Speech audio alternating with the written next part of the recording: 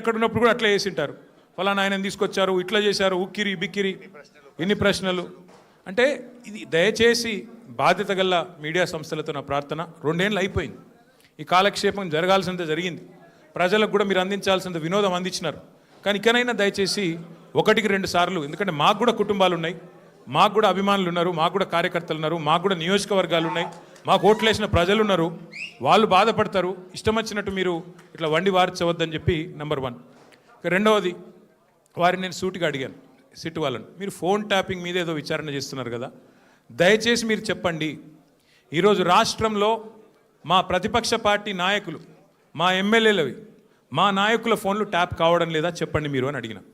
వాళ్ళు మాకేం సంబంధం, మాకు తెలియదు అని నీళ్ళు నమ్ములుతున్నారు తప్ప కావడం లేదు అని చెప్పే పరిస్థితి లేదు.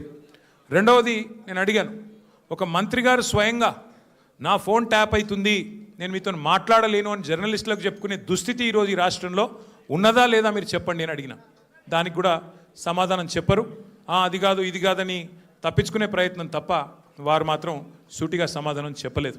కానీ ఒక ధారావాహికగా మాదిరిగా ఏదైతే నడుపుతున్నారో, ఒక సీరియల్ లాగా ఏదైతే నడుపుతున్నారో అదే పరంపరలో అడిగిన ప్రశ్ననే అడుగుడు, మళ్ళీ అడుగుడు, ఒక 300 పేర్లు చదువుడు, ఈయన తెలుసా ఈయన తెలుసా ఈయన తెలుసా ఫలానా ఆయన తెలుసా, దాంతోనే 2-3 గంటలు టైంపాస్ చేసుడు తప్ప అక్కడ విషయం ఏమీ లేదు. వారికి కూడా తెలుసు ఆ విషయం. అందుకే నేను మళ్ళొక్కసారి ప్రజలకు, మా సోదరులకు, మా పార్టీ సోదరులకు, మా మీడియా మిత్రులకు కూడా విజ్ఞప్తి చేస్తున్నా, మేము ఒక పార్టీగా, బాధ్యత గల ప్రతిపక్ష పార్టీగా ఏ విచారణకు పిలిచినా మేము సహకరించడానికి సిద్ధంగా ఉన్నాం. మీరు ఎన్ని కేసులన్నా పెట్టండి, ఎన్ని సిట్టులన్నా వేయండి, బాధ్యత గల ప్రతిపక్ష పార్టీగా పూర్తి స్థాయిలో చట్టాన్ని గౌరవించే వ్యక్తులుగా సహకరిస్తాము. మీరు ఎన్నిసార్లు పిలిచినా వస్తామని చెప్పి కూడా వాళ్ళకు కూడా చెప్పినాం. కానీ మా బాధ్యత పెద్దది, ప్రతిపక్ష పార్టీ బాధ్యత పెద్దది. మా బాధ్యత ఏంది? ప్రభుత్వ వైఫల్యాలు, ప్రభుత్వ అవినీతి, ప్రభుత్వం ఏదైతే పూర్తి స్థాయిలో డైవర్షన్ గేమ్లు ఆడుతున్నదో దానికి సంబంధించి కూడా ఖచ్చితంగా మేము ఎత్తి చూపే ప్రయత్నం చేస్తూ ఉన్నాం. ఇవాళ సింగరేణి టెండర్లలో దొంగలు దొరికినరు, సింగరేణి టెండర్లలో ముఖ్యమంత్రి మంత్రుల మధ్యన వాటాల పంచాయతీలో దొంగలు దొరికినరు అని చెప్పి హరీష్ రావు గారు ప్రెస్ మీట్ పెట్టి ఆధారాలతో సహా ఇస్తానని చెప్తే కూడా ఇప్పటి వరకు ఉలుకు లేదు పలుకు లేదు. సరే మీరు సిట్లు వేస్తున్నారు, వేసుకోండి. కానీ మరి ఇవాళ మేము అడుగుతున్నాం, ముఖ్యమంత్రి అనుచరుడు, అత్యంత సన్నిహితమైన వ్యక్తి, అట్లాగే మంత్రి గారి ఓఎస్డీ మధ్యన జరిగిన పంచాయతీ, 300 కోట్ల రూపాయల కోసం ఒక పారిశ్రామికవేత్త తలకి తుపాకీ పెట్టినరు అని చెప్పి కేసు రిజిస్టర్ అయితే దాని మీద ఎస్ఐటి ఎందుకు లేదు?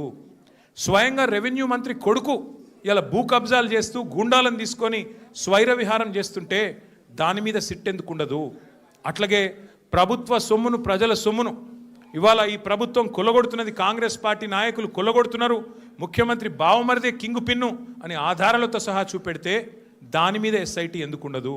అట్లాగే HILTP అని చెప్పి పారిశ్రామిక భూములను కొల్లగొట్టి 5 లక్షల కోట్ల హైదరాబాద్ ప్రజల ఆస్తిని కొల్లగొట్టే ప్రయత్నం చేస్తుంటే దాని మీద ఎస్ఐటి ఎందుకు ఉండదు? కేంద్ర ప్రభుత్వ పథకమైన అమృత్లో ముఖ్యమంత్రి గారి బావమరిదే కింగ్ పిన్నుగా ఇవాళ కేంద్ర ప్రభుత్వ పథకంలో కూడా మరి అర్హతలు లేకపోయినా టెండర్లు కట్టబెడుతున్నారని ఆధారాలు కేంద్ర ప్రభుత్వానికి ఇస్తే దాని మీద సిట్ ఉండదు. అట్లాగే ఇవాళ ఒక AICC సెక్రటరీ గారు డైరెక్ట్గా బెదిరించారు అని చెప్పి కాంట్రాక్ట్ సంస్థ పోయి 8 కోట్ల రూపాయలు అడుగుతున్నాడు, లేకపోతే పని చేయనిస్తలేడు అని లిఖితపూర్వకంగా కంప్లైంట్ ఇస్తే దాని మీద చర్య ఎందుకు ఉండదు? ఇవాళ న్యాయం, ధర్మం, కాకీ బుక్కు అందరికి ఒకటే తీరుగు ఉండాలి కదా. మీరు ఎన్నిసార్లు పిలిచినా వస్తాం, మీరు ఎన్ని ప్రశ్నలు అడిగినా ఆన్సర్ చెప్తాం. బాధ్యత గల నాయకులుగా చట్టాన్ని గౌరవించే పద్ధతుల్లో ముందుకు పోతాం. ఇవాళ వాళ్ళు అడిగిన దానిలోనైతే ఏమీ లేదు, వాళ్ళ దగ్గర కేసు కూడా ఏం లేదు. ఏదో ఇష్టం వచ్చినట్టుగా ప్రశ్నలు అడిగిందే అడగడం, తిప్పి అడగడం, ఒక రకమైన హరాస్మెంట్ తప్ప ఏమి కూడా లేదు. వాళ్ళు చేయగలిగింది కూడా ఏమి లేదు. I appeal to all my friends in the media as well, please, for the last 2 years the government has been indulging in massive attention diversion. Today the inquiry, the investigation that is going on into phone tapping, I have reminded the gentlemen from special investigation team, I've asked them, there have been numerous stories in the last 2 years assassinating my character personally and also assassinating the character of our party leadership, saying, stating and speculating that certain actresses' phones were tapped and something illegal was done. I asked the SIT pointedly today, I said, whose phone was tapped? Why don't you give me the information? Which is this actor who has complained to you, or the information that you have, why don't you produce it? Then the ACP there says, no, we've already clarified, no such thing has happened. But enough damage has been done to me, to my party leadership, to my family, to all the constituents of my constituency.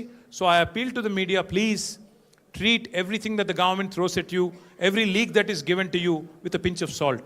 Please corroborate, please verify, please check the facts, and only then publish.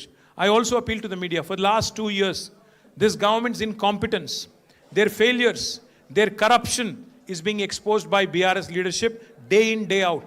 Be it Amrut scam, where Chief Minister's brother-in-law was the kingpin, or be it coal scam in Singareni, where again the same gentleman is the kingpin. Let us focus on real issues. Let us focus on the failures of Congress party and Congress government. They had made 420 promises to the people of Telangana by which they got into power. Today, they have been a disaster. Their government has been a disaster. Revenues are slipping. Telangana is falling under the weight of the corruption of the Congress government. So my humble appeal to the media also is to please focus on delivery of 6 guarantees. Please focus on the misery in this administration. Please focus on the corruption in this administration. Please focus on real people issues, not these fabricated stories and manufactured stories, cooked up stories, so to speak. So my humble request to all of you, మళ్ళొకసారి మీ అందరితో నా ప్రార్థన, దయచేసి రేపు మళ్ళీ రాస్తారు. మన హరీష్ రావు గారు పోయినప్పుడు ఎట్లయితే ఇది అది అది ఇది అని వడ్డించి కొత్త లీకులు రాస్తారో వాటిని విశ్వసించకండి. కావాల్సుకొని లేని ఉన్నట్టు ఉన్నాయి లేనట్టు ఏవేవో కథనాలు వడ్డించి రాస్తారు రేపు. దయచేసి అది కూడా సెలెక్టివ్గా రాస్తారు. కొన్ని మీడియా సంస్థలకే ఇస్తారు. ఎవరికి ఇవ్వాలో వాళ్ళకే ఇస్తారు, వాళ్ళ అస్మదీయులకే ఇస్తారు. కాబట్టి జాగ్రత్తగా దయచేసి మన వాళ్ళు కూడా ఎవరైనా సరే వీళ్ళు రాసే కథనాలు, వీళ్ళు పెట్టే స్టోరీలు, ఈ cooked up stories, cock and bull stories నమ్మవద్దు. మనం చట్టాన్ని గౌరవించే పౌరులుగా ఎన్ని కేసులు పెట్టినా ఎదుర్కొందాం. కానీ ఈ ప్రభుత్వాన్ని, వారి వైఫల్యాలని ప్రజాక్షేత్రంలోనే చీల్చి చెండాడదామని చెప్పి మళ్ళొకసారి విజ్ఞప్తి చేస్తూ ఈరోజు సంఘీభావం తెలిపిన ప్రతి ఒక్కరికి ధన్యవాదాలు.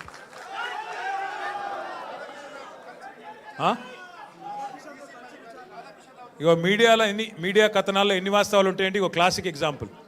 ఆయన ఎవరినో కూర్చోబెట్టి నాతో కలిపి విచారించినట్టు. ఆయన ఎవరు రాని కూడా రాలేదు, మీరు చెప్పేట ఆయన ఆడ లేని కూడా లేడు, ఎవరిని కూర్చోబెట్టలే. గదే అంటున్నా, ఎవరు మనిషి లేడు, ఆడెవరు లేడు. మరి అందుకే అంటున్నా, మీరు మీడియా వాళ్ళు కూడా చూసుకోవాలి. ఎవరితోనో కలిసి కూర్చోబెట్టి నన్ను విచారించినట్ట. పురుగు కూడా లేడు ఆ పోలీసు వాళ్ళు, నేను తప్ప ఆడెవడు లేడు. కాబట్టి